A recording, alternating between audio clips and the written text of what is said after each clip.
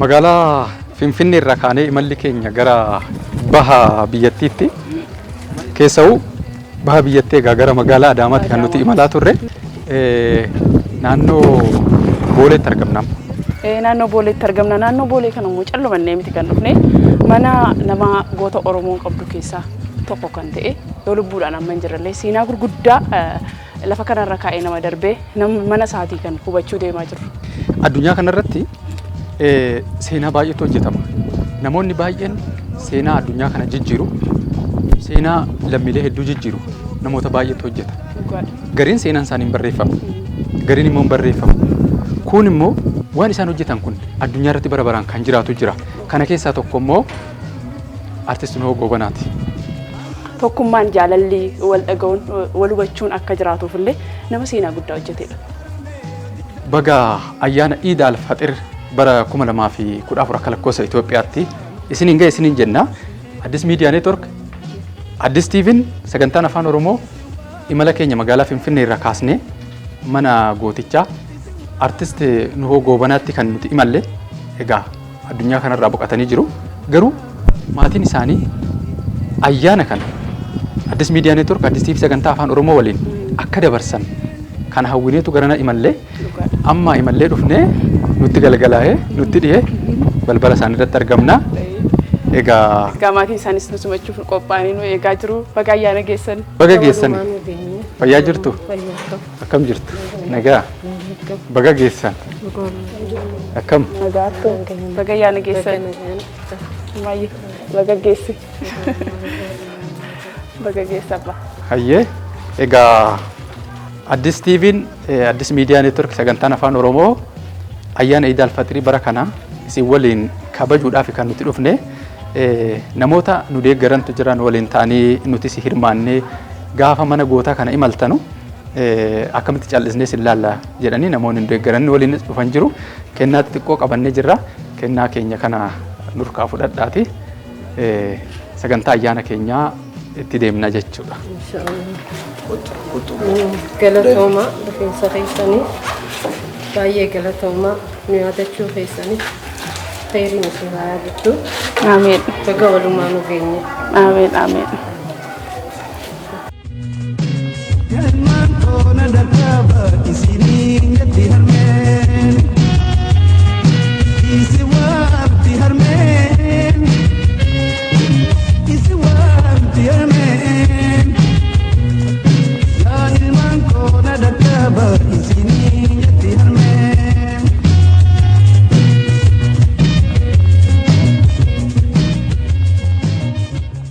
Irra deebinee baga ayyaana Iid al-Faxirii kan bara 2014 nagaan isin ga'ee jenna.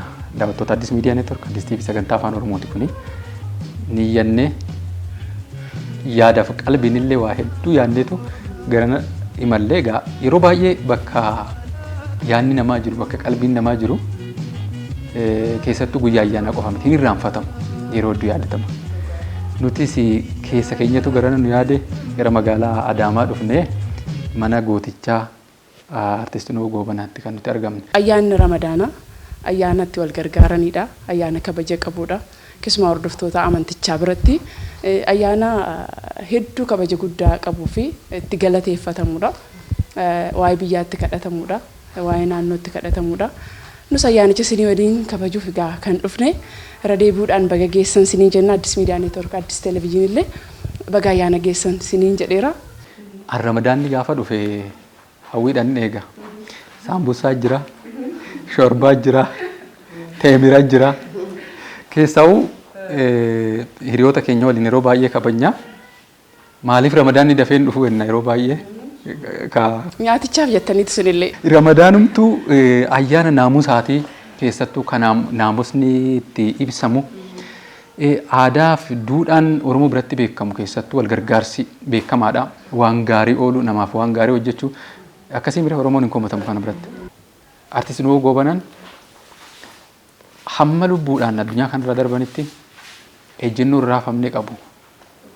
Keessayyuu bara waa'ee sabaa haasa'uun hin danda'amne, waa'ee Oromummaa tokkummaa haasa'uun hin danda'amne jalqabaa fi nama waa'ee tokkummaa kaasan, tokkummaa Oromoo lallaban, tokkummaa Oromoo faarsan. Darbees tokkummaa biyyaas maatii isaanii keessatti immoo akkam turan kan jedhamu haadha warraa isaaniirra wal barree isaanirraa yoo dhageenyu. Baga nagayaan dhuftaniin jedha galatooma. Nuhoo jechuun anaaf akka haadha manaa isaatti abbaadhallee obboleessallee saahiba kiyyallee nama mari'adhuun isaa waa'ee oromummaa kana isarratti hin baradhe. Ani abbaan kiyya Araba haatiin tiyya Oromoo warra gaara mul'ataati. Oromummaa kiyyaa'uun beekuun ture isarratti hin baradhe isaan na barsiise. Waa'ee Oromoo kanaas isumarraayin waan hunda amma xiqqoomaan na hanqata malee sirbuu fi kana kanaan na hanqata malee onnee isaanirra dhiiseettiin kanaaf qabneettiin.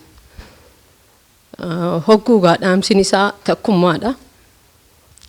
Takkummaa jedhee takkummaan dhufaa jirti. Dhufteellee hanga tokko dhuftee jirti. Inshaallah gudduminaan Rabbii takkummaa keenya nu haa mul'isu ifatti nu haa baasu.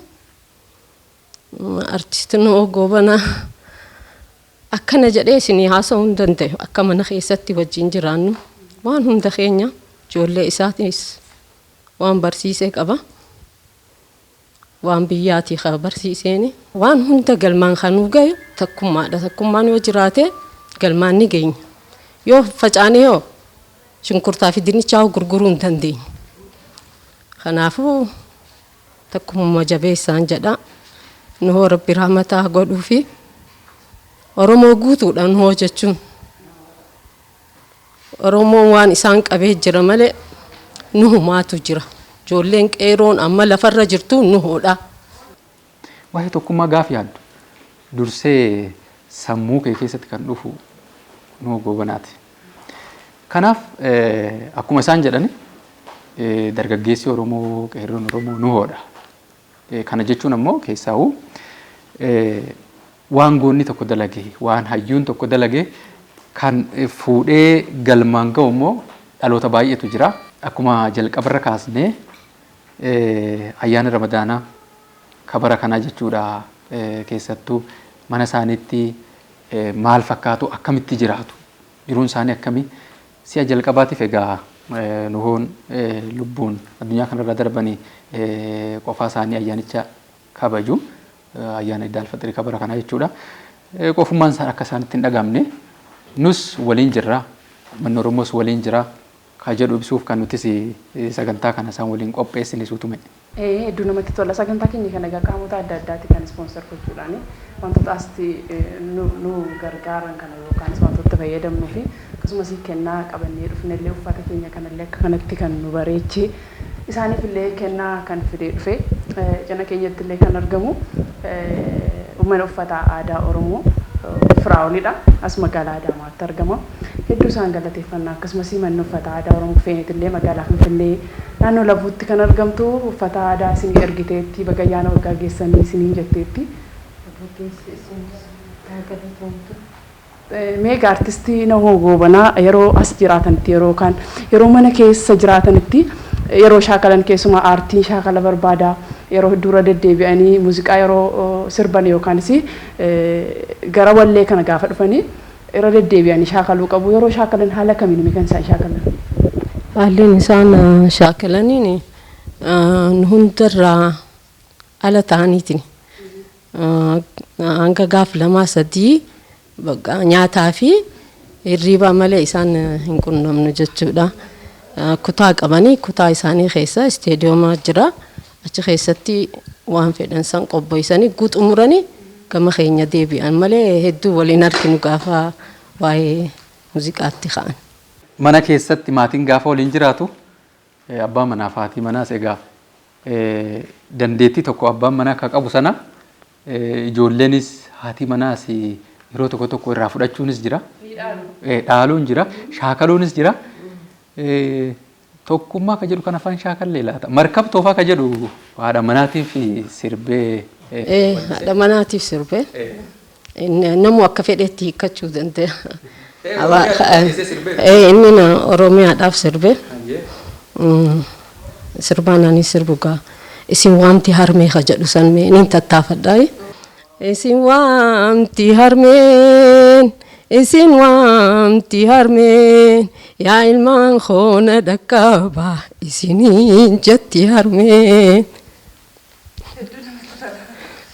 Dhaamsa kuni sirbaa miti galatoomaan isiniin jedha. Sirba kanaa beektaa akka kiyyaatti hin tattaafadhu immoo yaada inni qabuu fi waan inni shaakalu san dandeettiillee yoo qabaanne ittiin qoqobbaa fi inni godhaa fi ni tajaajila jechuudha.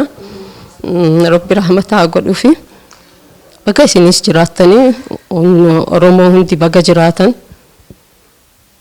Isin waamti jettee jirti harmeen deebiin uummata bira jira. Nagayaan naa jiraadhaan jedha. Eeyyii akkasuma isaan jedhan wallee qofa miti dhaamsa.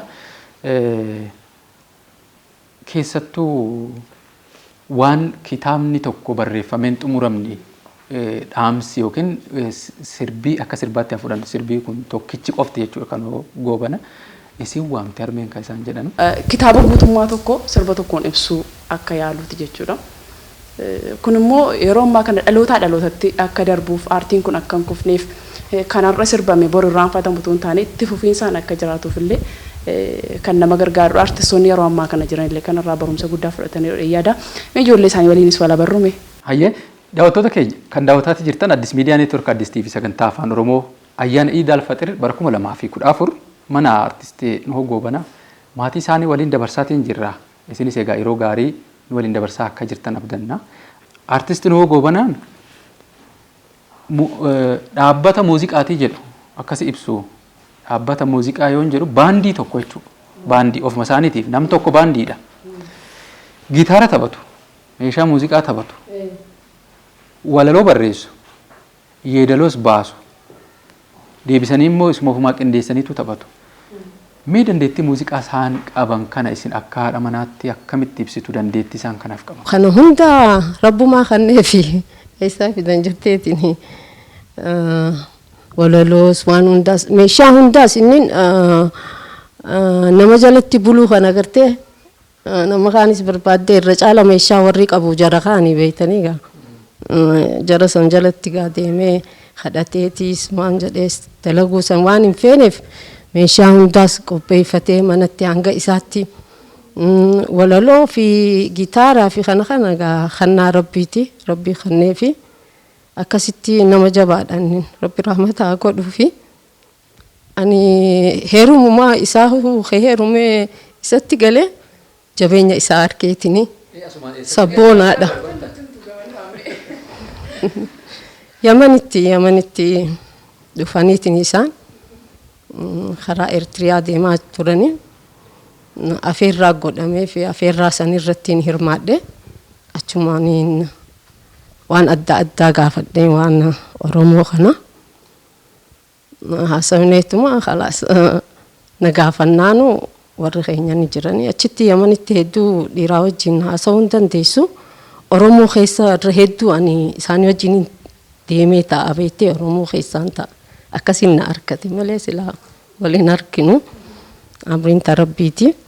Achumarraa warra keenya gaafate warri keenyallee didanii turanii anumaatu obboleessa kiyyaa xiqqaa niqaa naa godhi jedhee niqaa naa godhe obboleessin kiyyaa maali hayyummaa isaatiin irratti argee jira. San duraas waa'ee Oromoo kana waan gaggaafadhuuf seenaa isaaniin beeka. Akkasumatti naani nama gaa leenca harkatee wayi galakkisa qabadheeni galakkisuu dide waamuun hedduu keessaan dabree rabbiif galanni haa gayu hin galakkisuun jedhe meeqaan sababa isaatiin wallalle nama meeqaa wajjin jabeeffadhee qabadhee alhamdulillah dhukkubsatee na harkatti tajaajila rabbi na dandeessisu san godhee rabbi rahmataa godhuufi isaanis akka akhiraa galan anaaf inni moo hoggaa 17 eega ijoollee lameeniin qaba obboleeyyan 4 qaban 6 jechuu ijoolleen isaa alhamdulillah kana no nama jabaadha rabbiinis jabeenya kannee fi waa'ee Oromoo kana guhaasoitu lafaa ka'ee akkanatti subhaanallah silaa namni hundi akka isaa ta'e bilisummaa miti waan biraatu ni finnaan jedha.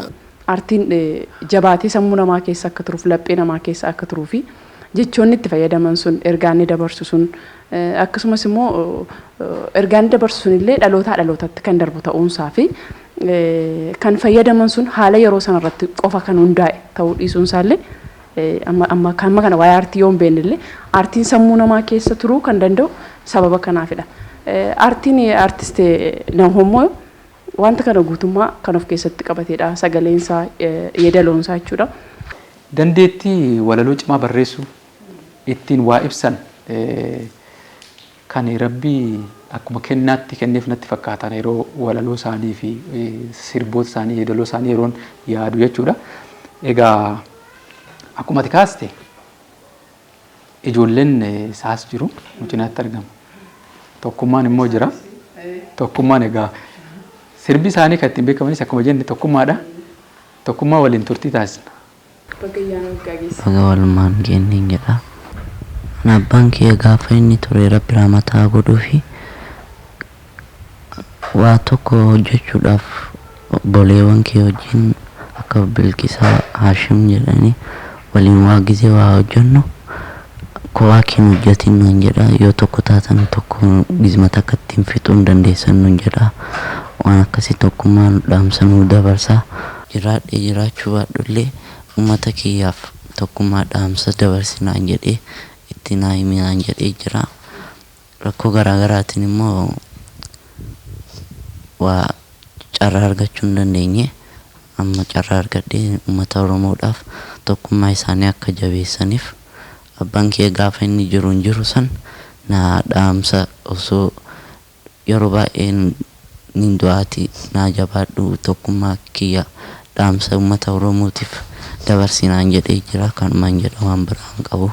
Wallee isaanii keessaa kan beektu yookaan kan sammuu kee keessa jiru kan amma nu sirbuu dandeessu jiran? Kanan beeku tokkummaa yeroo baay'eellee kan dhageeffadhu isuma. Isallee yeroo baay'een dhageeffadhaa jira. Gizee inni jirullee hin dhaggeeffannaa. Bakka inni taa'utti illee gizee takka gadi baanee as isa wajjin taa'achaa sirbaa isa wajjin taa'achaa turre rabbi rahmataa godhuufiin jedha. Tokkummaa tokkummaa tokkummaa tokkummaa yaa ilmaan Oromoo tokkummaa tokkummaa tokkummaa tokkummaa tokkummaa yaa ilmaan Oromoo tokkummaa. Tokkummaa maqaa jedhu kana maaliif akkasii baase sitti mee ture akkamitti hubatteeti? Nama baay'eetu maqaa garaagaraa naa baasee isin immoo hin ta'u jetteetiin maqaa tokkummaa irra naa baastee inni illee gaafsan qophiitti jira sirba san baasuudhaaf yeroo san ture. Waan tokkummaa afaan gorsaa tokkummaa san akka uummanni Oromoo galmaan gahu dhaloota dhufuufillee akka waliif dabarsan addaan kutamuu akka hin qabneen dhaamsa kana dabarsuu barbaada. Tokko inni yoo guddadheellee dhaamsa tokkummaa kana yoomiyyuu addaan cituu hin qabu itti fufuu qabaan jedha. Ati immoo ilma abbaa caaltu ta'ii akka abbaa keetii nama biyya isaaf jiraatu, nama maatii isaaf jiraatu, nama firoota isaaf jiraatu ta'iin siin jedha. Baga ayyaana geesse. Egaa artistiin Gobanaa mucaa dhiiraa tokko duwwaa otoo hin taane kan isin waliin qabanii mucaa shamaraa tokkos qabu. Mee ishee wajjin immoo walaa barrume? Maqaan koo Bilqisaa jedhama. Bilqisaa Nuhooti. Kaaniin baradhu kutaa shanaffaa baadha. Waan abbaa kiyyarraa kaaniin baradhee tokkummaadha.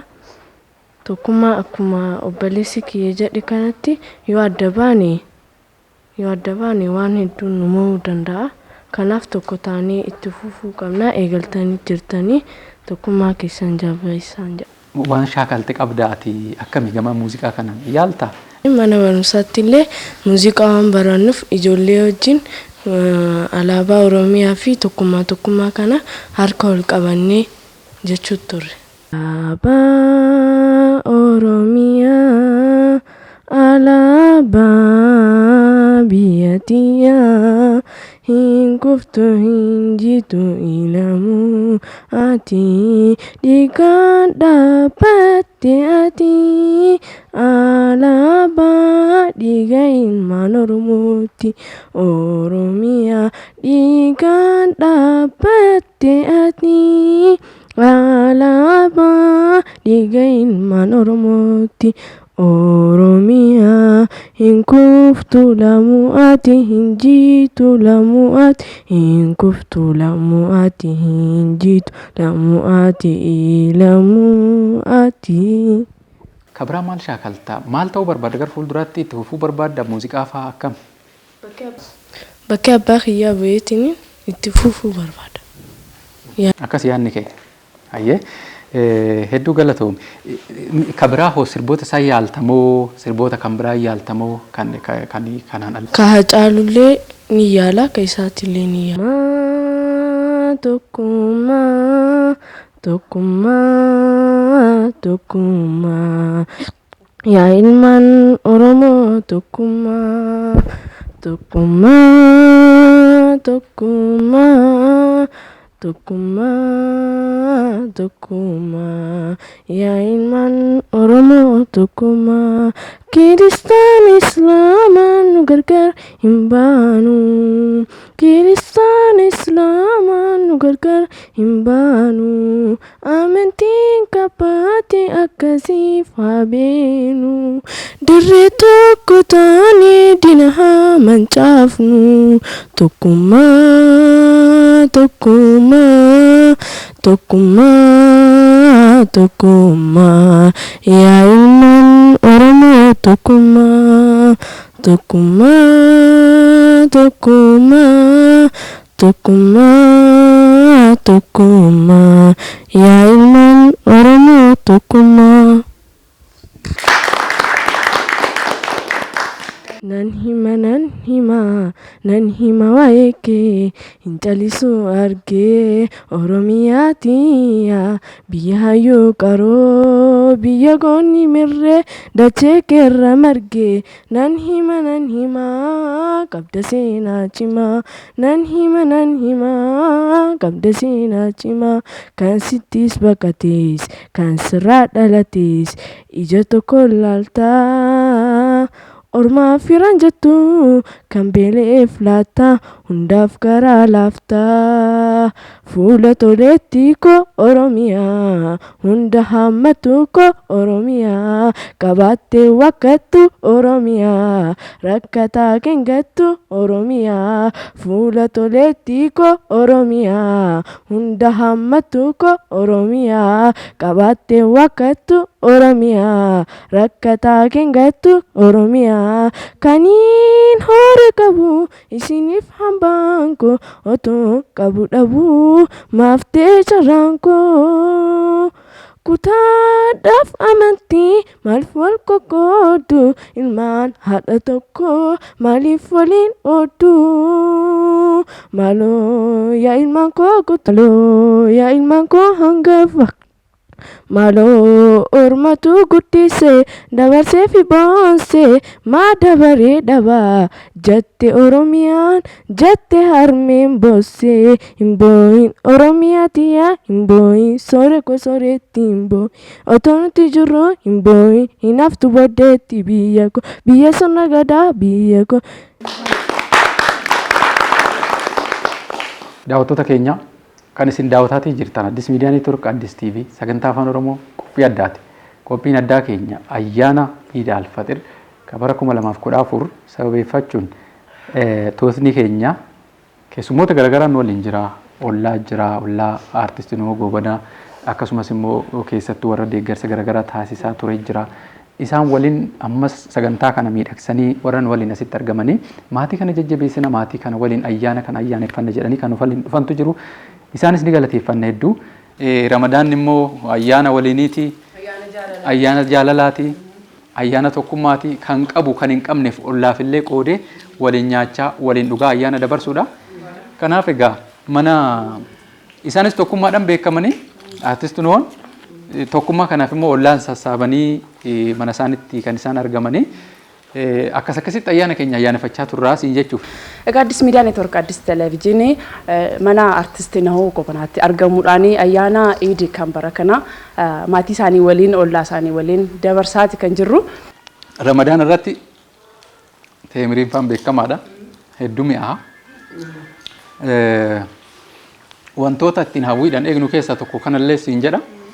Keessayyuu immoo maatiin isaanii artistii Nahoo waliinis as dura magaalaa Adaamaa keessa gaafa jiraatan kana mana mataa isaanii hin qaban ture. Mana kiraa keessa jiraatan. San booddee immoo manni kun haaraadha. Nuti ayyaana Ramadaanaa kana kan Iid al-Fixrii kabara kanaas kabajaa jira mana isaanii keessatti mana haaraa kana keessatti mana bareedaa kana. San dura garuu akkam ture jiruun isaanii mee waan sana xiqqoo akkanaa natti himaniin daawwattoota keenyatti illee akka himanii garaa naan qada. Reeffannee jiraanna turre. Mana kiraa sanuu nuti kafalaan turre. Nuhoonis yookaan dalagatee kafalaan turre. Innis dhukkubsate. Osoon dhukkubsannee durattu inni waayuma Oromoo kana jala waan fiiguufi kana keessa qubaa hin qabu. Kiisha isaa kana maa takka qubaa hin qabu inni ummataatu irraa kafala. Ummata Oromootu irraa kafala.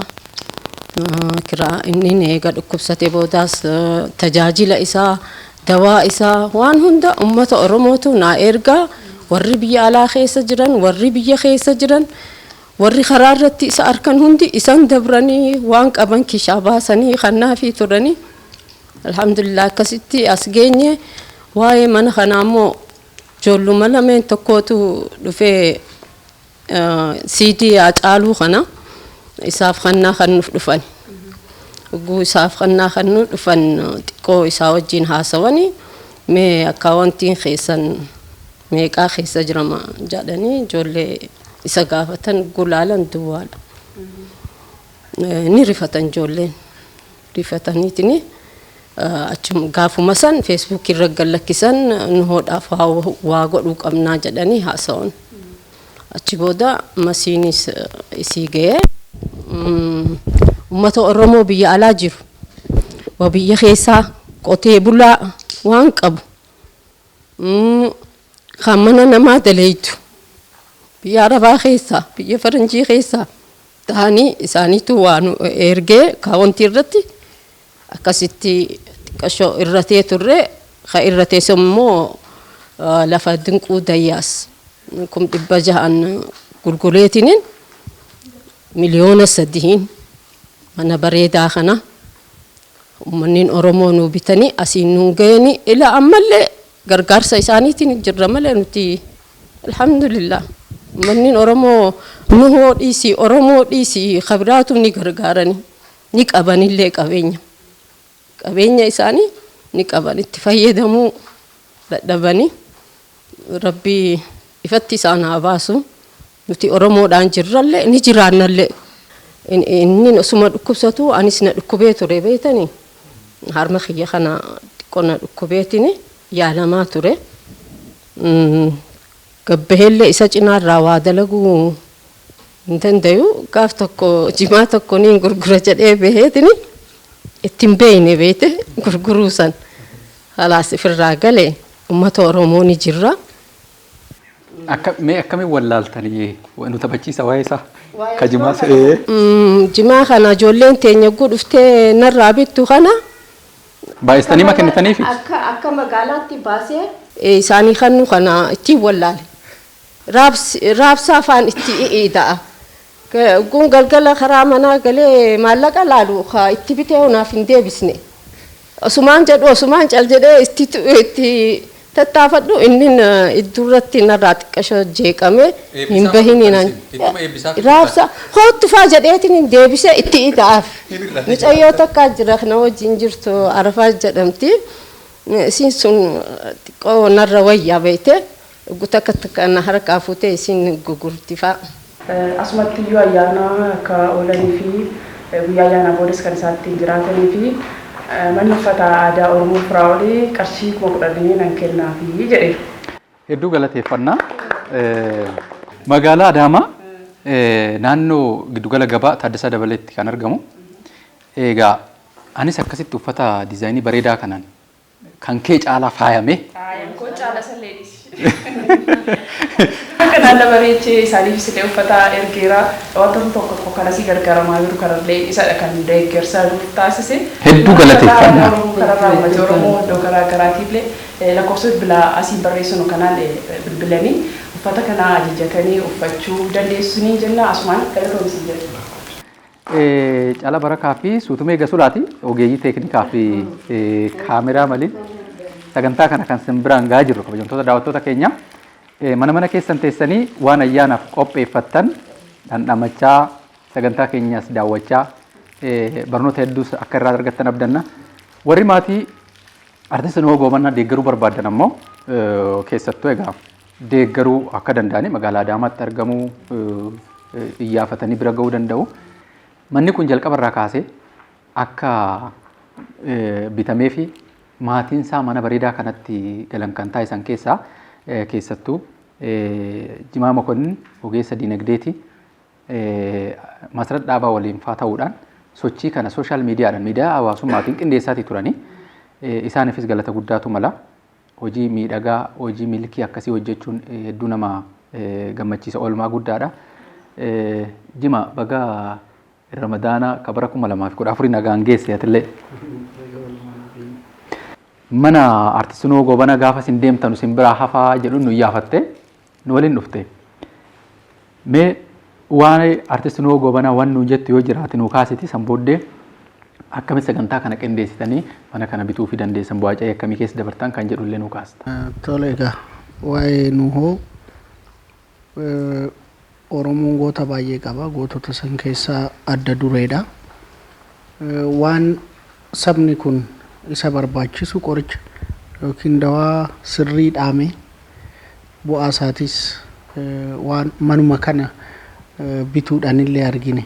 Mana kana gaafa binnu yoo xiqqaate namni 20 irratti hirmaateera jechaadha. Waan xiqqaa walitti fiduudhaan mana guddaa bareedaa kana binnee jechaadha. Gara ka'umsa isaatti dhufnu goonni kun uummata guddaadhaaf hojjete waan guddaa immoo hojjete. Namni uummata guddaadhaaf sanuu waan guddaa hojjete garuu jiruudhaaf waan barbaachisu waan xiqqoo guuttachuu dhabuun namatti dhaga'ama jechaadha. Wantoota bu'uuraa keessaa tokko mana hin qabu kiraa keessa jira. Egaa warri dura dhufee rakkoo inni keessa jiru baasee uummata agarsiise yaa ulfaatanii anis miidiyaa hawaasaa irratti arge dhaamsa kana maaliif hojiitti ni hiikne silaa tokkummaadha kan nu dhaamame tokkummaadhaan odoo Oromoon miliyoona 50 olii kun miliyoonumti tokko birrii 100 olitti fide gamoo daldalaa yookiin giddugala gabaa miliyoona 100 bituu fi hin dandeenye jedhee tan ka'e. Egaa walitti qabaattoo laallee 170 olii gumaata masiitiin dhugoomee jechaadha. Akka sabaatti garuu wanni nama gammachiisu waanuma xiqqoo namni keessatti miidhame hin jiru kennuudhaan jechaadha. Har'a akkanatti olaallu immoo gammachuun 100 kenne 1000 kenne oli mana kanatti maatii kana hoo arguu hin gammada. Waaqa biratti illee egaa namni biyyaa kufee biyyuma san keessatti mana hoo dhabe haqni gootaa nurra jira jechaadha. Hin milkoofnu. Haqa san ofirraa galchuu qabna. Inni biyyaaf falmate biyyaaf fayyaa isaatis dhabe ijoolleen isaa garuu akkamitti mana dhabdi. Uummata guddaadha erga hojjetanii badhaasni isaas guddaa ta'uu qaba. Daawwattoota keenya sagantaan kun as mana artisti Nuhoo Goobanaatti maatii isaa waliin ayyaana Iid al-Fixrii kan akka dabarsinuu fi gaafa sagantaa qabannu namoota tokko tokkotti itti haasofne akkamitti achi gaaf deemtanu harka duwwaa deemtan jechuudhaan deeggarsa warra nu godhantu jira. Taamiruu Bultoo keessattuu egaa kennaa ayyaanaati jennee roota 2 qabannee dhufne isaantu deeggarsa nu taasise maqaa daawwattoota keenyaatiin isaanis hedduu isaan galateeffannaa. Neeti magaalaa Finfinnee kan hojjettu uffata aadaa Oromoo halluu garaa garaatiin akkasumas uffata godinaalee Oromiyaan qabdu mara bifa mooderni ta'een bareechitee ammayyeessitee uummata bira qaqqabsiisaa jirti. Isees guddisnee galateeffannaa. Firaa'ol immoo as magaalaa Adaamaarraa uffisuun qabaa bareechuun qabaa maatii artistii na'oo keenyaa jechuudhaan uffata nuuf kenneera. Isaanis guddisnee galateeffannaa.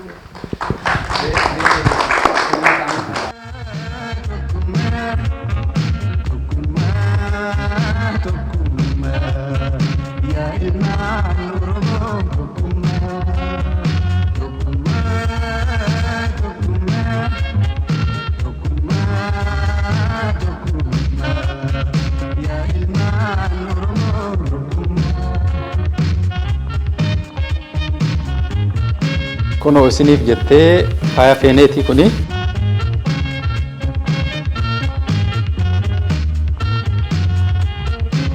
inni sun immoo mana uffata aadaa diizaayinii babbareedaadhaan uffata aadaa kan hojjetu Firaa'ooli magaalaa Adaamaatti kan argamu. Asillee kuno yaana waan barbaachisu qabananii waliin dhufanii asitti argamnee jirra. Toleshi diizaayinar Firaa'ol. Mee waan jedhu yoo qabaate. Maqaan kiyyaa Fitsum Ayyaalew jedhama. Dhaabbanni kiyya immoo mana uffata aadaa Firaa'ol jedhama. Baga ayyaana Iidal Fixiritti siin ga'e jedha walumaa keessatti. Yoo gargaarsa kana gochuun keenya baay'ee waan xiqqaadha. Yoo baay'ee jennee miti garuu yoo isin inaan qataa malee hin guddatu baay'ee galatoomaa ishee. Artistiin Ogobana nama jaalalaati akkuma beekamu ollaa isaaniif illee jaalala guddaa qabu ollaan isaanii illee akkasuma isaan jaallatu. Mee artistiin Ogobanaa maalluun jedhu akkasumas immoo erga isaan lubbuudhaan addunyaa kanarraa darbanii booda immoo akkamiin maatii kana jajjabeessaa jiru kan jedhamu mee nutti himan waan gabaabaa. Kiyya Raabiyaa Ahmadii ganduma calanqoo kana kan jedhamu kana ganda kanatti yeroo hedduullee gartee walitti illee dhufu baannu. Eeganni boqotee booda haalaan walitti dhiyaanne eegaa nama jajjabeessuun rabbi birattis jaalatamaa waan ta'eef hanga inni jiru caalaa walitti dadachaanee wal lallaalu kennaallee walii dhabnu gaa dhufnee nagee wal gaafachuu akkami bultan jechuu akkami jirtan jechuu jireenya isaanii gaalaalaatuma jirra garuu immoo galata guddaa keessaniif qabnu dhuftanii ilaaluun keessa waan guddaadha. Dhuftanii jajjabeessuun isaa tokkummaa gartee inni yaame san keessaa tokko jechuudha. Akka kiyyatti waaminsi gartee inni osoo jiru waame sun hanuma fidii arma isin dhaabin jechuu qaba. Nuu jechuun akka gartee shari'aatittuu ani kan dhoorgamu natti hin fakkaatu. Tamni isaa silaa tamni dhoorkaadha jedhanii akkuma waan hadiisa rabbii na gorsuun na fakkaata hoggaan dhaggeeffadhu fardeesseetiin dhaggeeffadha. Kanaafuu gaa laphee teenya keessa jira laphee teenya keessatti biqilee diduu hin dandeenyu. Namaafuu uummanni gartee addunyaa irratti osoo jiruu walitti waame santuutu waaminsa saniitu isinillee Finfinnee irraa haasee isin fide. Har'a maatii isaa dhuftanii ilaaluuf hedduu gammannee wallaahi. Silaa yeroon tuni yeroo salaataati halkan jabaadha. Hanga soomanni seeni addaan murree hin beeynu. Har'a immoo addaan murrullee dilii qabu natti hin fakkaatu. Bakka jabduu jira na fakkaata. Keessattuu ijoolleen isaa hawwii fi fedhii isaan qaban argaa jirra. Tokkummaas akkasumas immoo mucaan isaanii isheen durbaas jechuudha. Dandeettii gara fuulduraa bakka abbaa isaanii bu'uudhaaf qaban kana milkeessuudhaaf immoo deeggarsa barbaadu. Namni deeggaruu barbaadan hedduun deeggaruu akka qaban gamanumaan dhaamsa keenya dabarsina. Ayyaanni ayyaana gaarii isiniif haa ta'u. Egaa qophii keenya gara xumuraatti fidaa jirra. Dhaamsiin kiyyaa takkummaa fi isin waamti harmeedha. Hiikkaa isaa uummanni inni beekani. Dhaamsa lammadaa immoo baga ayyaana kanaan isaan ga'een jedha. Uummata hundaan kiristaanaa, islaamaa laal torbaan kana darbee kiristaanotaa ture. Torbaan kana immoo amma keenya ta'a islaamaa laalamee hojii rabbii yaa ilma namaa dhiisi amantiidhaan wali seenuu kana dhiisaan jedhaani waa'ee amantiitti loluun kun gaarii miti.